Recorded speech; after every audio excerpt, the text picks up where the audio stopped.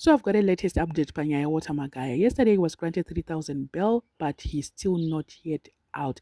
A lot of people were waiting to see him coming out of the cells, and also we are waiting to see kuti PhD Ministries yakagadzirire chii papa wavo. Just like last week what they did panamai Magaya pavakabuda. Ndofunga tikanyatsoona noise yacho yakaitika. There were people who were so happy. Mai Magaya was welcomed very well. But up to now, Magaya is still in the cells. So I'm going to mention in this video why he's still being held up. So stay tuned. So the National Prosecuting Authority of Zimbabwe released a statement on Magaya. He is facing 78 counts of fraud and 5 counts of rape. On the rape allegations, Magaya hands he lured the complainants to hotel rooms and the first complainant has a child from being raped in Magaya. Magaya Argunzi tried to cover his tracks by promising compensation to the complainants and coercing them to record videos that they were not raped, tampering with my witnesses. Kando zviri kuitwa naMagaya uyu, and itori mhosva futi iyoyo yaakatopara pamusoro peimwe mhosva. So I'm not so sure now if mukadzi uyu ari kutaurwa ane mwana ndiye the same was getting $1,500 every month. Ndofunga mari yakazostopa here. I'm not so sure about that, but pane wekuPretoria ari kunzi ane mwana ane 8 years. Kungoti zvinhu zvacho zvakanyanyisa kuwanda. Vanhu vane vana vacho vakawanda and vaanga achisapota vacho vakawanda.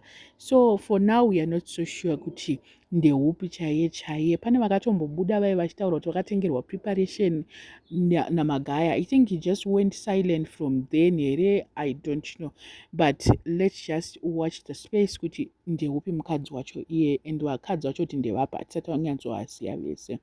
Is this another Omotoso incident? Regai tione kuti zvichamira sei. Otherwise ndikona senge it's another Omotoso incident. Yesterday, Hope Chingono posted that 12 heavily armed Zimbabwean Criminal Investigation Department CID officers are reportedly waiting at Harare Remand Prison to re-arrest Walter Magaya following his release on bail granted earlier today by Justice Mandesa.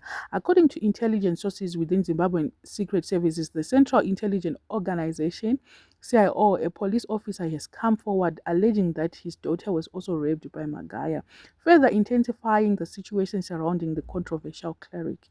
A senior CIO officer has allegedly vowed that Magaya will be taken back into custody, signaling a coordinated effort to ensure his re-detention today. This latest development highlights growing tension within elements of the security establishment over how this highly sensitive and politically charged case should proceed. Mokunzwa nyaya yacho yakaitika nezuro izvi tikatomirira zuva rese kuti okay, those 12 heavily armed Zimbabwean Criminal Investigation Department vatoripo vakamirira Magaya, but that story did not go anywhere. It never developed from that. Tikangoti hameno kuti chii chiri kuitika, but atinozonzwa kuti papa vabuda variko. Yes, bail was granted, but kunzi vabuda we never received that message till today. Manje ndakuda kuenda kuupdate yedu iripo as we speak, ndo zviri kunzi panapa. Walter Magaya is still in prison. His bail papers were not signed yesterday, so his legal team is returning to court today in an effort to get them processed. Process papers. The whole of yesterday, they failed to do so. And as I reported yesterday, the plan remains to re-arrest him immediately upon release unless someone high up intervenes to stop it. That is the latest development so far, according to my sources within state security.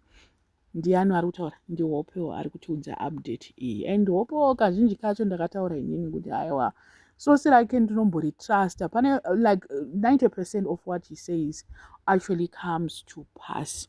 Anenge aine vanhu vake vanenge vachimupa information. Ndofunga munazozvinzwa kuti state security, according to source yake from within the state security, ndo vari kumupa update yacho, which means kuti pane vamwe vanhu who really wants him to go down Magaya.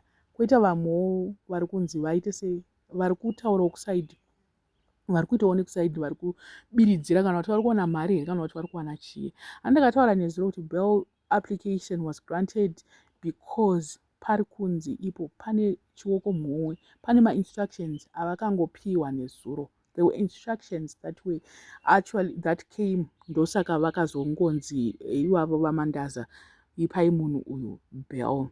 So as it stands, we are waiting kuti mukomana achingonzi ari kubuda pane mupurisa anonzi akakanganisirwa mwana wake ari kuda kutoti Magaya adzokere futi.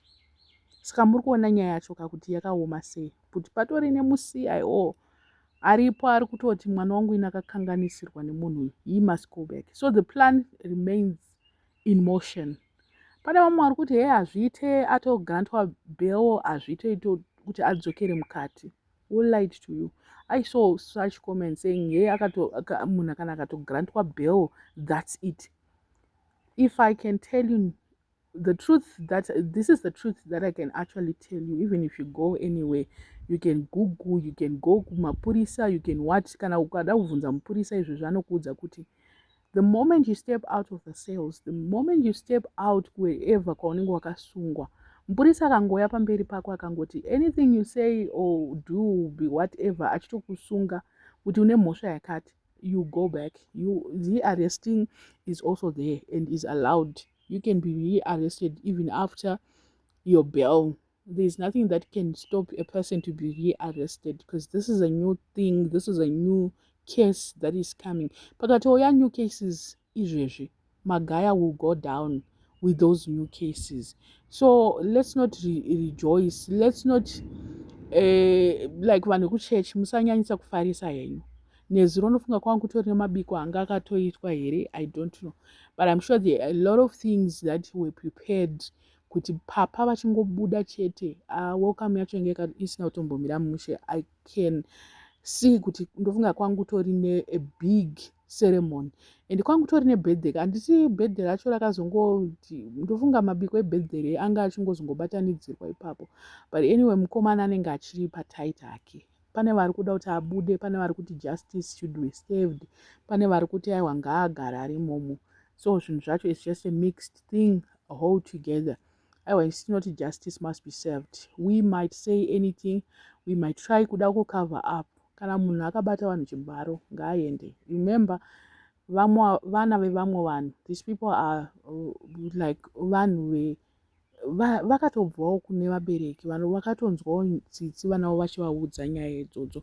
And also pane vakabirwa mari, vanhu vakuru chaivo, vana mai vahombe vakanyengererwa, vamwe vakatotora mari investments avo ese, they invested in this criminal. So we cannot say a criminal is a criminal. Nyangu akanzi ndipapa, akanzi ndichii, it doesn't take away the fact that he is a criminal. I don't know what you guys think, but at this moment, I'm just waiting for the rearrest. Zvekuti akazodi government yapindira kana kuti munhu angagwa handiye azopa instruction, aiwa, asida kuzvinzwa. Ivo vanosiya sei munhu ane 78 counts achiburitswa achipiwa bail, ipapo hapana kunyatsondiita zvakanaka ipapo.